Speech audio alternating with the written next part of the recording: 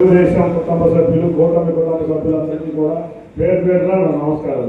అంతేకాకుండా బాగా ఉంటారు, ఎప్పుడు చూసినా మైలవరంలో ఆ పని ఉంది ఈ పని ఉంది, BJP incharge Mylavaram incharge Bala గారికి, అంతేకాకుండా జనసేన నాయకులు సురేష్ గారు మరియు మిత్రులకు అందరికీ కూడా పేరు పేరున మా విజయంలో మీరు అందరూ గాంధీ గారు పక్కన గాంధీ గారు చాలా కష్టపడ్డారు. అందరికీ కూడా పేరు పేరున ధన్యవాదాలు.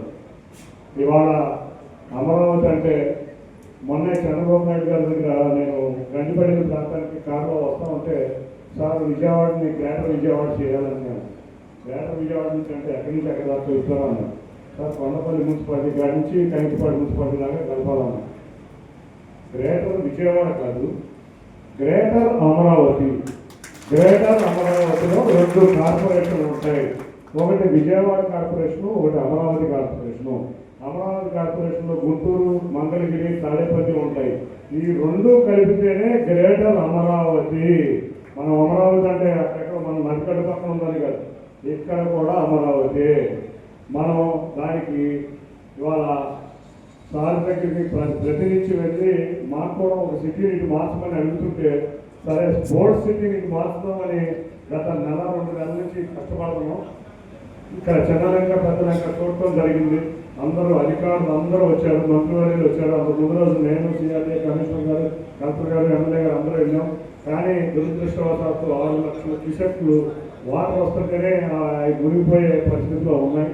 కాబట్టి మళ్ళీ పట్టు వదలకుండా ఇదే ప్రాంతంలో రావాలని మూలపాడు చుట్టుపక్కల 4 గ్రామాల్లో స్పోర్ట్స్ సిటీ వచ్చే విధంగా మేము అందరం కష్టపడుతున్నాం.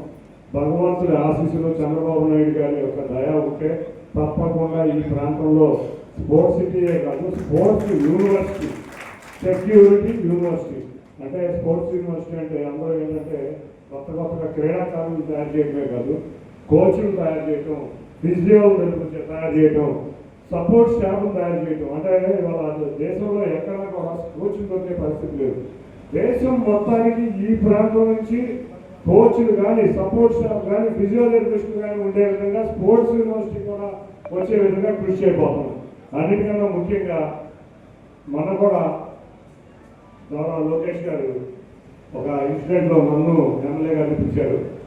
ఏంటి వెస్టర్న్ బైపాస్ పరిస్థితి ఏంటి ఇష్యూ అని అడిగితే, మా ప్రాంతంలో 254 మంది రైతులు చాలా ఇబ్బంది పడుతున్నారు సార్, దాదాపు 45 ఎకరాలు పోతున్నాయి అంటే వెంటనే వారు స్పందించి ఒక్క రైతు భూమి కూడా పోవడానికి వీలు లేని విధంగా టవర్ లైన్ వెళ్ళాలి అని ఒకటే మాట చెప్పి చీఫ్ సెక్రటరీ గారికి నాకు ఇది 10 రోజుల్లో పరిష్కారం అవ్వాలని ఆయన 3-4 సార్లు న్యాయంగా ఎమ్మెల్యే గారు పడి ఆ సమస్యను పరిష్కరించే విధంగా కృషి చేశారు. కాబట్టి మనం ధన్యవాదాలు తెలుపుకోవాలి.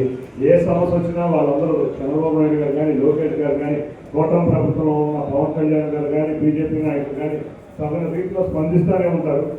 ఇది గొప్ప అదృష్టంగా భావించాలి. ఇక అమరావతి మన రాజధాని, కళల రాజధాని అమరావతి. ఈ రాజధాని చంద్రబాబు నాయుడు గారి కాదు, మనదే కాదు, ఆంధ్రప్రదేశ్ రాష్ట్రానికి కళల రాజధాని. ఆయన కృష్ణా గుంటూరు జిల్లాలో ఉన్న కృష్ణా గుంటూరు జిల్లాలు కాదు, రాష్ట్రం మొత్తానికి ఆదాయం ఇచ్చే ప్రాంతమే రాజధాని ప్రాంతం.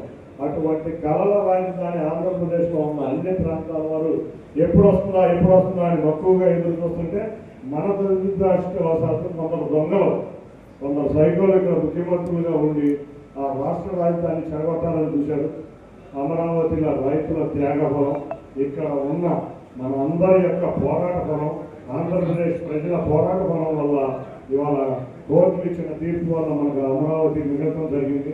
దీంట్లో మనం ఒక్కటే ఆలోచించాలి, మన కూటమి ప్రభుత్వం అధికారంలోకి రాగానే డబుల్ ఇంజన్ సర్కారులో మనకి ఎన్నో అవకాశాలు ఇచ్చారు. చూస్తే అమరావతికి 15,000 కోట్ల రూపాయలు గ్రాంట్గా ఇచ్చారు, అప్పుగా కాదు, 15,000 కోట్ల రూపాయలు గ్రాంట్గా ఇచ్చారు. అమరావతి నుంచి మనకి కొత్తగా రైల్వే లైన్ వేశారు. అది కూడా ముఖ్యంగా మన పక్కన ఉన్న పరిటాల ప్రాంతం నుంచి వెళ్ళి తెలంగాణ ప్రాంతంలో కలుస్తుంది. మనకే అమరావతిలో ఒక రైల్వే స్టేషన్ వస్తే ఎన్టీఆర్ జిల్లాలో 4 రైల్వే స్టేషన్లు వస్తున్నాయి. అంటే ఆ రైల్వే లైన్ వల్ల కూడా మన ప్రాంతం ఎంతో అభివృద్ధి చెందుతుంది. అన్నిటికన్నా మనకి ఇక్కడ నుంచి ఐకానిక్ బ్రిడ్జ్ ఏదైతే కోర్ క్యాపిటల్ ఉందో కోర్ క్యాపిటల్ నుంచి ఐకానిక్ బ్రిడ్జ్ వచ్చి వాళ్ళు ఏదైతే స్పోర్ట్స్ సిటీ అనుకుంటున్నామో అక్కడ దిగబోతుంది. అంటే 3 నిమిషాల్లో ఈ ప్రాంతం నుంచి అమరావతికి మనం కోర్ క్యాపిటల్కి వెళ్ళవచ్చు. కాబట్టి ఇటువంటి ఎన్నో అవకాశాలు, అంటే నది గట్టు పక్కన అమరావతి ఉంటే ఇటు పక్కన మైలవరం నియోజకవర్గం ఉంది. కాబట్టి అందరికన్నా ఎక్కువగా అభివృద్ధి చెందే నియోజకవర్గం ఏదన్నా ఉంటే మైలవరం నియోజకవర్గమే.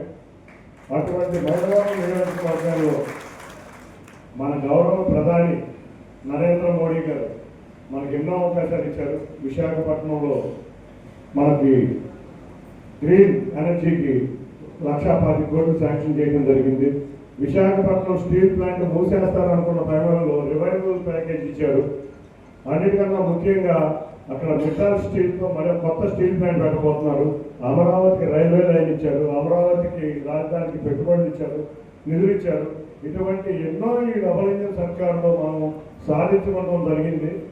కాబట్టి వారు మనకు ఆంధ్రప్రదేశ్కి వస్తున్నారంటే అది మనకు ఒక పండగ దినం. ఎందుకంటే మనకు అవకాశాలు వస్తున్నాయి, మనకి అభివృద్ధి చెందుతుంది. డబుల్ ఇంజిన్ సర్కారులో మనం ముందుకు వెళ్తున్నాం. మనం ఏది అడిగినా కూడా ఇవాళ మనకు పనిచేసే ప్రభుత్వం అక్కడ కేంద్రంలో ఉంది. కాబట్టి అటువంటి వారిని మన సుమారు ఇక్కడ రాయనపాడులో కూడా ఇవాళ శాటిలైట్ స్టేషన్ కూడా అద్భుతంగా రాబోతుంది. ఎవరు చూసారో లేదో కానీ చాలా అందంగా కూడా రాబోతుంది. ఇటువంటి ఎన్నో అవకాశాలు మన కేంద్ర ప్రభుత్వం ఇచ్చింది. కాబట్టి వారిని స్వాగతం పలకడం మన యొక్క కర్తవ్యం. గత విజయవాడ వరదల సమయంలో ఆవిడ కష్టపడి ఒక మహిళని కూడా మహిళని ఇది కూడా కాకుండా పురుషులకు ధీటుగా దాదాపు 20 గంటలు తిరిగేవాళ్ళం. 20 గంటలు ప్రతిరోజు తిరిగేవాళ్ళం. ఆ విధంగా మన ప్రాంతంలో ఏ కష్టం వచ్చినా ఆవిడ ముందుంటా వచ్చినందుకు ముందుగా ఆవిడకి సభాపూర్వకంగా ధన్యవాదాలు తెలుపుకుంటున్నాను.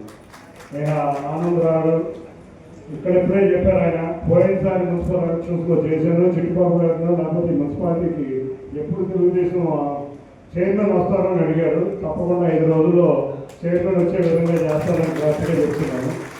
ఇక దారు నాయక్ గారు గత ప్రతిపక్ష సమయంలో ఇక్కడే ఉండే అబ్జర్వర్ కింద నుండి ఈ నియోజకవర్గాన్ని గెలిపించడంలో ముఖ్య పాత్ర పోషించారు. అన్నిటికన్నా ఈ నియోజకవర్గ తెలుగుదేశం నాయకులు నా ఎదుగుదలలో సుమారుగా నేను 3.5 సంవత్సరాల నుంచి సేవా కార్యక్రమాలు పాటిస్తుంటే అందరూ కూడా నా కల్మషం లేకుండా నాతో పాటు నడిచారు సేవా కార్యక్రమాలు. అంతేకాకుండా రాజకీయ కార్యక్రమాల్లో కూడా నాతో పాటు నడిచారు. ముఖ్యంగా సీతారామయ్య గారికి కానీ, విజయబాబు గారికి కానీ, చిట్టుబాబు గారికి కానీ, నర్సరాలకు కానీ, వాసుకు కానీ, అంతేకాకుండా శ్రీను కానీ, నాగేశ్వర రెడ్డి గారికి కానీ అందరికీ పేరు పేరున ఇంకా నాయకులు చాలా మంది ఉన్నారు. పేర్లు చెప్తే చాలా టైం అయిపోతుంది. డబ్బు బాబు రోజు అక్కడ వెరైటీగా డ్రెస్ చేసుకుంటారు. ఇటువంటి నాయకులు కార్యకర్తలు నన్ను ఇవాళ ఈ విధంగా నిలబెట్టినందుకు చాలా ధన్యవాదాలు. వారిని స్వాగతం పలికి ఘనంగా స్వాగతం పలకాలి. ఇంకొకటి కూడా గుర్తుంచుకోండి, ఈ ముష్కర మూకలు మళ్ళీ మొదలైంది. సైకోలు, దొంగలు, గజి దొంగలు ఆదర్శంగా తీసుకునే వాళ్ళు వీళ్ళందరూ ఏంటంటే మొన్న ఈ మధ్య ప్రపంచ బ్యాంక్కి ఒక లెటర్ రాశారు, అమరావతికి నిధులు ఇవ్వద్దు, ఇది మళ్ళీ మునిగిపోయే ప్రాంతం అని. మళ్ళీ పరిశ్రమలు రాకుండా గత 20 రోజుల నుంచి కొత్త డ్రామాలు మొదలుపెట్టారు. ఇటువంటి వారికి తగిన బుద్ధి చెప్పాలి అంటే, ఈ సైకోలు, ఈ దొంగలు, గజ దొంగలకి బుద్ధి చెప్పాలంటే మనం ప్రధాని గారిని అత్యంత ఆదరణతో మనం ఆహ్వానించాలి. గత ఎలక్షన్ సమయంలో కూడా వారు విజయవాడ రోడ్ షోకి రావడం జరిగింది. ఆ రోడ్ షోకి మీరందరూ మనందరం ఘనంగా వారికి రోడ్ షో చేస్తే వారు ఒక ట్వీట్ చేశారు విజయవాడ నుంచి వెళ్ళగానే, నాకు ఇప్పుడు వరకు జరిగిన రోడ్ షోలో ఇటువంటి అద్భుతమైన రోడ్ షో ఎక్కడా జరగలేదని గౌరవ ప్రధానమంత్రి గారి చేతుల మీదే ట్వీట్ చేశారు. అదేవిధంగా ఆయన్ని ఇటువంటి సభ మన ఎక్కడ దేశంలో జరగనంత చక్కగా మనం అద్భుతమైన స్వాగతం ఇద్దామని మనం అందరం కూడా కలిసికట్టుగా పనిచేద్దాం. ఇక మైలవరం నియోజకవర్గం గురించి ఒకటే చెప్తున్నాను, ఏ సభ ఉన్నా ఏదున్నా మీరే ముందుంటారు. నిజంగా మేము ఏదన్నా కూడా విజయవాడ మీద ఆశపడతాం, ఎందుకంటే విజయవాడ నుంచి ప్రజలు కూడా కలరు. కానీ మైలవరం నియోజకవర్గ కార్యకర్తలు, నాయకులు ముందుండి కథం తొక్కి ఏ కార్యక్రమానికైనా బ్రహ్మాండమైన చంద్రబాబు నాయుడు గారు ఏ కార్యక్రమం మొదలుపెట్టినా, తెలుగుదేశం ఏ కార్యక్రమం మొదలుపెట్టినా మైలవరం నియోజకవర్గం గురించి మనం అవ్వడం కూడా ఆలోచించాల్సిన అవసరమే లేదు. మీ అందరికీ తెలిసిన విషయమే సార్. 20,000 కాదు, మీరు 5,000 పైన వస్తున్నారు తెలుసు. మీరు దాని గురించి ఆలోచించాల్సిన విషయమే లేదు. తప్పకుండా స్వచ్ఛందంగా మేము అందరం కూడా ఇక్కడ 25,000 మంది వస్తాం. ఇంకొకటి, ఈ మధ్య జగన్ రెడ్డి బ్లూ పత్రికలు కొన్ని రాస్తున్నాయి. నేను వసంత కృష్ణరావు గారు రోజు కొట్టుకుంటున్నామని. అసలు ఆయన ఏ ప్రచారం చేస్తాడో నాకే అర్థం కాదు. మా ఎమ్మెల్యే గారు కానీ నేను కానీ ఒకటే మాట ఒకటే పాట. నాకు చెప్పకుండా ఆయన ఏం చేయడు, ఆయన చెప్పకుండా నేనేం చేయను. పిచ్చోళ్ళందరికీ పిచ్చెక్కి ఎదురుదాకా అన్నీ చేస్తా. ఇటువంటి ఏదో రాయాలని గత 3 రోజుల నుంచి మా ఇద్దరికి గొడవ రాస్తున్నాయి. ఆ బ్లూ పత్రిక, ఆ బ్లూ పత్రికల్ని చదివి ఉండరు కాబట్టి ఇటువంటి భూపత్రికలు పరిశ్రమకు రాకుండా చేయబోతున్నాయి, అమరావతి రాకుండా చేయబోతున్నాయి. మనందరం జాగ్రత్తగా వారి ప్రచారాలను తిప్పికొట్టి ప్రధాని గారి సభని అత్యంత ఘన విజయం సాధించే విధంగా కృషి చేద్దామని తెలియజేసుకుంటూ అందరికీ జై హింద్. Thank you.